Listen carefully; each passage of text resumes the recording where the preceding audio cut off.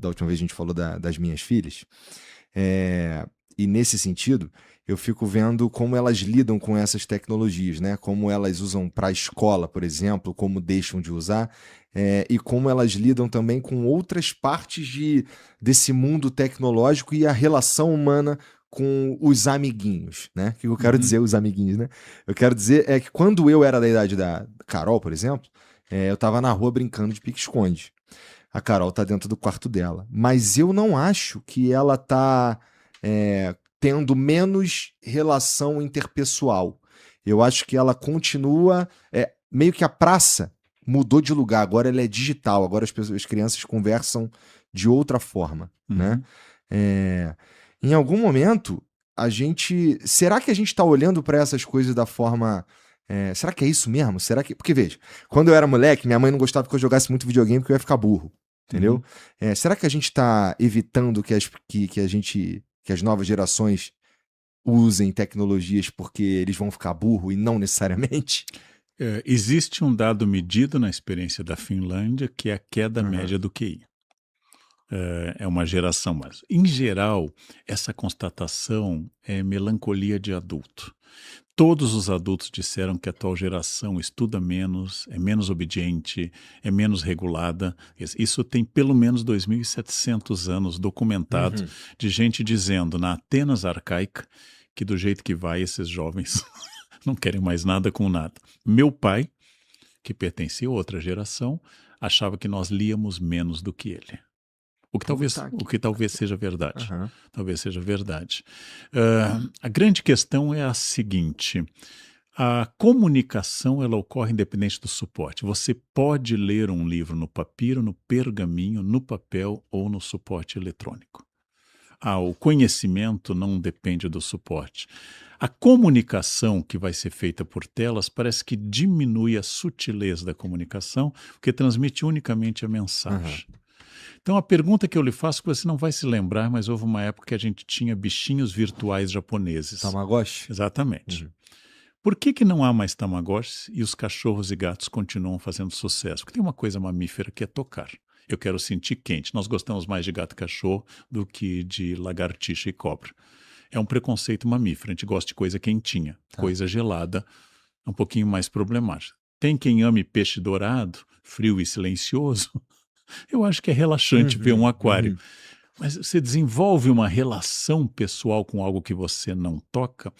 Eu acabei de viver um luto indireto, porque minha mãe tinha uma cadelinha maltesa, a Meg, que quando minha mãe foi enterrada, a gente voltou para casa com um novo problema. Quem vai ficar com a Meg? A Meg tinha uma característica, ela comia os remédios da minha mãe, porque minha mãe abriu o remédio de lúpus e às vezes caía, e a Meg comia. Acho que ela durou tanto por causa disso, ela comeu muito remédio cardíaco para hipertensão também, e para lúpus. E quando voltamos, minha irmã disse, vou ficar com a Meg. Minha irmã não era muito ligada a animais, e a Meg se tornou uma peça central na casa dela e do marido. A morte da Meg, que foi há pouco tempo, foi um luto para a família, porque era um elo com a minha mãe. E tocar na Meg, no mesmo jeito que minha mãe o colocava no colo, era uma ligação que é superior à foto. Então isso é um luto. E este luto nasce de um afeto que envolve o toque, envolve a negociação. Eu não acho que seja errado sua filha ter relações no quarto. E os jovens da atual geração, do século XXI em diante, eles estão saindo muito menos. Os bares estão reclamando, eles estão bebendo menos, isso é bom. Eles estão dirigindo menos, 18 anos não é mais a idade de tirar carteira, que era um rito de passagem da minha geração, e eles estão saindo menos, porque o quarto lhes dá tudo isso. Mas levado ao extremo, é uma doença depressiva no Japão, de jovens que não conseguem mais sair do quarto. Porque lá eles têm tudo, e o mundo de lá... ele é menos negociável, né? Então, o que eu diria? Somos gregários, somos animais políticos, diz Aristóteles, somos de bando, somos gregários, gostamos do toque, nós duramos mais, isso relaxa mais se dormimos juntos, as pessoas, isso é próprio de mamíferos. Temos problemas com as pessoas, mas sentimos falta das pessoas, é o dilema do porco-espinho do Schopenhauer, né? Me aproxima e me espeta, me afasta, eu tenho frio, então eu nunca sei se eu tenho que me aproximar ou me afastar. Fiz um livro sobre isso. É uma ideia muito desafiadora. Agora, a pergunta científica a fazer às suas filhas seria: Encontrar o amiguinho em casa, conversar com ele numa festa de aniversário, é a mesma coisa que mandar um emoji? Talvez só ela pudesse responder isso, porque para mim não é.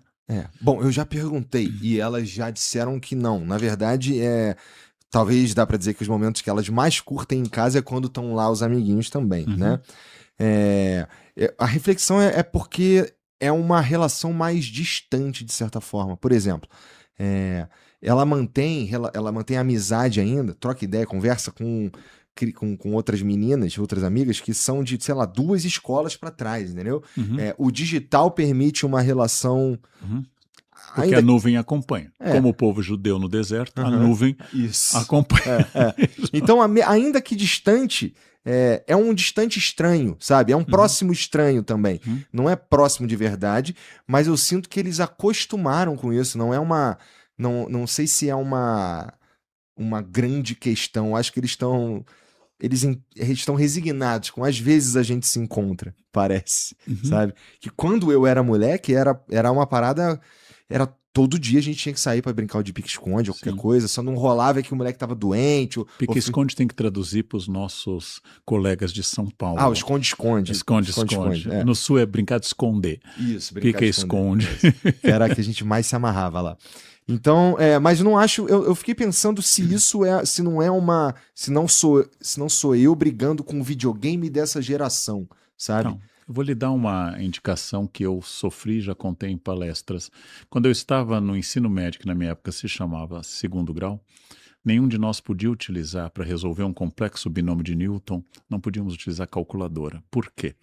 Apesar de já haver HP, calculadora eletrônica, as professoras diziam, se vocês não souberem fazer isso no papel, vocês nunca vão aprender cálculos complexos. Bem, não usamos. E eu não sei fazer cálculos complexos. Teria facilitado muito a minha vida. Seria como eu dizer, não vou usar IA, porque é muito melhor escrever, eu adoro escrever com caneta tinteira, muito melhor escrever com caneta tinteira. Como eu dizer, é mais autêntico eu bater o prego com a mão do que utilizar o martelo, porque o martelo é muito impessoal, eu não sinto a cabeça do prego, de fato. A tecnologia é essa. Eu sempre vou usar a tecnologia. O ser humano, o Homo habilis da pré-história, era alguém que pegou uma pedra, quebrou e descobriu que aquela pedra lascada podia curtir o couro, podia servir de arma, podia cortar a carne. Isso é uma tecnologia. Animais como símios, em geral, eles têm ferramentas. Chimpanzés, macacos bonobo, orangotangos, que são muito parecidos conosco, nossos primos diretos, eles pegam um pauzinho e introduzem no formigueiro e retiram, eles quebram coco com pedras. Eles têm ferramentas também. É possível supor que um dia ali poderia haver um salto evolutivo e continuaria a linha que nós seguimos adiante. Toda tecnologia, ela é uma maneira de facilitar e sempre é vista pelos mais velhos como uma preguiça. Então, por exemplo, minha avó fazia leite condensado em casa.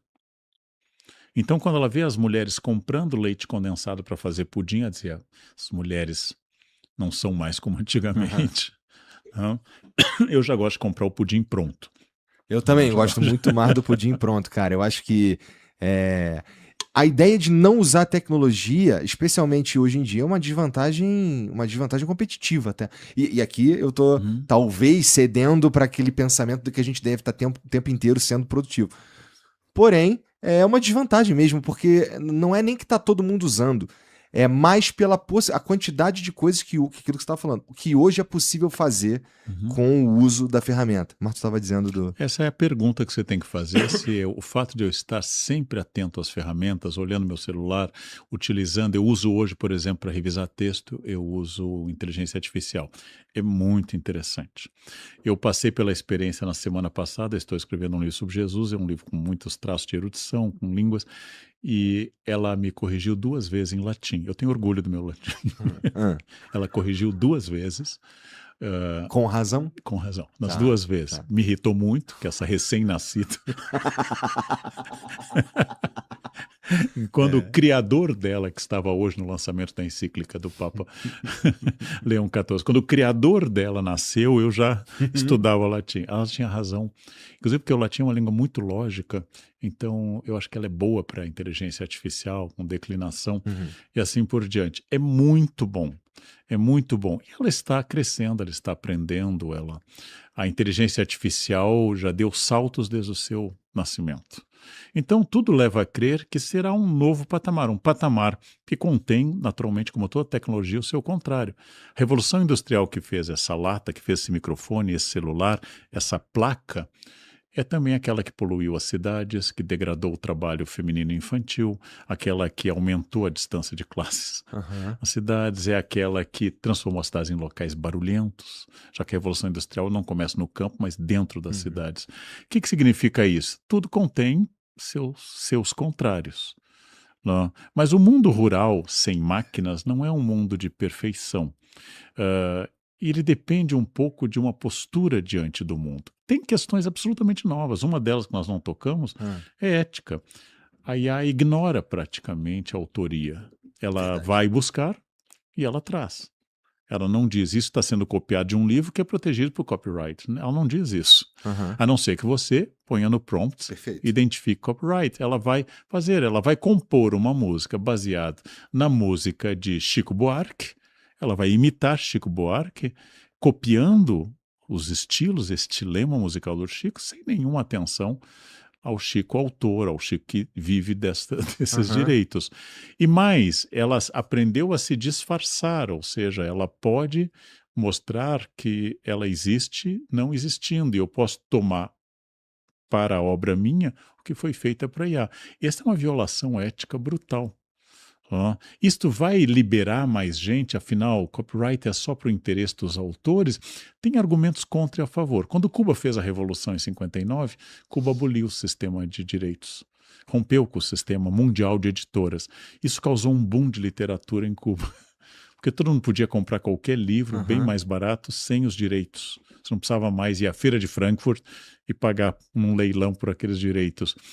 Cuba continuou sendo esse boom. Eu disse, não, Cuba tem grandes autores, Gutierrez, que eu adoro, mas não é este bom. Então, são questões complexas para a gente pensar o que significa um mundo em que a sua ideia não é mais paga. Eu acho que a gente vai precisar se adaptar a isso, professor, porque não me parece ter mais volta. Eu acho que dá para a gente ter conversar sobre isso, mas mais num tom de aceitação e como lidar com isso daqui para frente do que imaginar uma volta, porque eu tenho a sensação que uma vez que essa caixa de Pandora abriu, tem pouca coisa que a gente consegue fazer sobre nesse aspecto, nesse sentido específico dos direitos autorais. Mas, de qualquer maneira, eu acho que eu que não sou um autor, eu acho que não ter essa proteção, eu acho que, em primeiro lugar, não vai gerar uma nova obra-prima, aquilo que você já disse. E, em segundo lugar, eu acho que aumenta o acesso e é melhor para todo mundo. No sentido de, se a gente consegue ter acesso às coisas de forma mais livre, a gente consegue, então, sei lá, evoluir mais rápido. Não estou dizendo que esse é o jeito mais justo. Eu estou dizendo que talvez esse seja o jeito que será. Né? Não estamos falando exatamente de justiça ou de uma ética aristotélica, mas eu pego a maneira que você expressou, aumentando a informação de forma livre e acessível a todos, nós teremos uma sociedade melhor, é o que o Yuval Harari, no seu 4º livro de sucesso, Nexo, chama de visão ingênua do conhecimento. E ele dá exemplos. Ele começa advertindo sobre o acesso a poderes sobre os quais eu não tenho controle. Ele dá como exemplo Phaetonte, a personagem mitológica que dirigiu o carro do Sol e acabou sendo morto, que não tinha capacidade de dirigir o Sol. E o outro, um conto do Goethe, que a minha geração conheceu pelo Walt Disney, que era O Aprendiz de Feiticeiro. Minha geração só viu o Mickey encantando vassouras e enchendo... Fantasia é o nome desse filme. E O Aprendiz de Feiticeiro é um conto do Goethe, que o Disney pegou para fazer isso. Não Ou sabia. seja, eu faço, isso está no Nexus do Yuval Harari, eu libero uma energia que eu não consigo controlar. Será que é isso que nós fizemos? Você usou a metáfora de Hesíodo, que é a caixa de Pandora. Uhum. Ou seja, Pandora é a mulher feita para acabar com a vida dos homens. Foi feita como armadilha, mandada a Epimeteu como armadilha. E só se percebeu isso depois. Epimeteu em grego é aquele que percebe depois. O irmão dele, Prometeu, é o que percebe antes. Prometeus é o que percebe antes. Prometeu é o irmão dele, Titã. Tá, uhum. E o irmão dele aceitou a caixa de Pandora, aceitou Pandora e a sua caixa, que na verdade é uma urna. A gente criou a expressão de caixa de Pandora. Bem, a visão ingênua de conhecimento é a seguinte: vou lhe dar um dado do Nexus. Entre 1450 e 1500, nos primeiros 50 anos da imprensa, foram produzidos na Europa toda, nos primeiros 50 anos, 12 milhões de obras impressas, ou seja, total de livros impressos, 12 milhões. Nos 1000 anos anteriores, tinham sido copiadas 11 milhões de obras. 1000 anos para 11 milhões, esse dado do Yuval Harari. Em 50 anos, na verdade, ele dá 46 no livro, mas eu estou sempre para fins de cálculo, Tá bom. arredondando. É mais livro num prazo muito menor. Logo, se antes o conhecimento estava na mão de monges e era muito limitado, agora Tá na mão de quem quiser. quem de certa quiser e forma, puder né? pagar e for alfabetizado, que são limites graves no 15 e no 16. O que aconteceu? Não são impressas apenas obras sobre democracia, beleza do mundo e método científico. Também é impresso o Martelo das Feiticeiras, obra de 2 religiosos, que causou a caça às bruxas. O livro Martelo, Maleus Maleficarum, o Martelo das Feiticeiras, é a grande causa da perseguição e morte de muitas mulheres, porque é um conhecimento de um homem, um dominicano perturbado, que é o Sprengler, e o Kramer, perturbados, mentalmente perturbados, transformado em livro. Deu margem. É um louco com bibliografia. E antes eu achava que era um problema, agora eu vi no livro, não, esse problema é uma bruxa. E essa bruxa é minha vizinha. Então, a morte de dezenas de milhares de mulheres, porque a perseguição às bruxas é um surto de ataque às mulheres, de misoginia, foi proporcionada por um livro surgido com essa tecnologia. O que acontece? A imprensa dá acesso a grandes obras como Copérnico e Galileu, mas vai dar acesso no século XX que Hitler imprima seu diário da prisão, Mein Kampf, e isto seja uma das bases do horror do fascismo. O que significa? O conhecimento não é só para o bem. E ele chama de visão ingênua do conhecimento essa ideia de que mais gente lendo, mais gente tendo acesso, vai ser muito melhor. Bem, o século XX é o século da maior alfabetização da história, maior quantidade de livros, maior divulgação de ideias por rádio, imprensa e depois internet no fim do século XX, e é das maiores genocídios de toda a história. Um homem medieval ficaria horrorizado com Auschwitz. A gente fica falando da Idade Média, das trevas. Eles não conseguem imaginar uma batalha como Stalingrado, em 42, 43, e não conseguem imaginar um campo de concentração do porte do horror de Auschwitz. Ou seja, a Idade Média tinha mais pudores do que nós verdade. no mundo. E Acho tinha que menos capacidade, chance. talvez. E menos capacidade de morte, porque a técnica, a guerra medieval não é para matar, a guerra medieval é para capturar e exigir resgate. Então você quer impedir a morte. Quando é inventada a besta, que é um arco que atravessa a armadura, a igreja proíbe. Aí sim vai matar gente. Tem que ser gente com espada, avançando. Quando algumas batalhas são muito sangrentas, como cresci na Guerra dos 100 Anos, é uma exceção, é uma guerra cenográfica. Quase sempre. Claro, quando os europeus vão fazer as cruzadas, aí é outra história.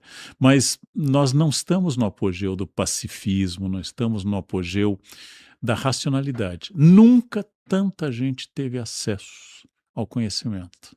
Nunca. E 200 anos, para ser exato, 230 quase, 1796, não sei fazer conta, sou historiador. Depois da invenção da primeira vacina eficaz do Dr. Jenner contra a varíola, tem alguém que vai e diz, vacinas fazem mal. Aí outra pessoa concorda e toma detergente. Quer dizer, como é que... Isso é maluquice. Como é que eu posso, no apogeu do saber, ver alguém dizer que aquilo que a medicina defende há 200 anos e é eficaz? A única doença que nós eliminamos no planeta, que é a varíola, foi por causa das vacinas do Dr. Jenner. Medicina preventiva. e alguém vai dizer assim, não, vacinas causam mal-estar. Eu me irrito. Eu não me preocupo com falsa ciência ou pseudociência. Você quer acreditar em pseudociência? Eu acho super simpático. Adoro gente falando de Terra profecia. plana. Até, eu acho.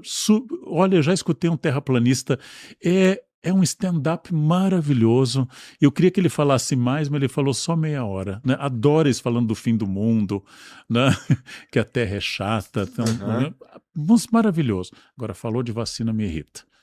Eu tenho uma amiga Entendi. relativamente culta que me disse que as vacinas tinham chips chineses. E eu disse, Uhum. bom, você não deu certo como brasileira. Quem sabe com chip chinês você, você é um fracasso Porra. profissionalmente. Mas com chip chinês falando mandarim, que é a língua mais importante do mundo, não a mais difundida, quem sabe Porra. você vai ter uma segunda chance, é um recall. Eu acho isso... Entendi, entendi. Eu acho Entendi o isso... teu nível de irritação Não, eu com fico vacina. muito É. irritado porque você não querer fazer vacina e se matar, os Uhum. estoicos dizem, o suicídio é um direito, mas não dá para o seu filho algo que impede paralisia infantil. Isso dá vontade realmente de É. bater numa pessoa assim. Porque não fazer em você é uma coisa, já é um problema quando é uma infecção.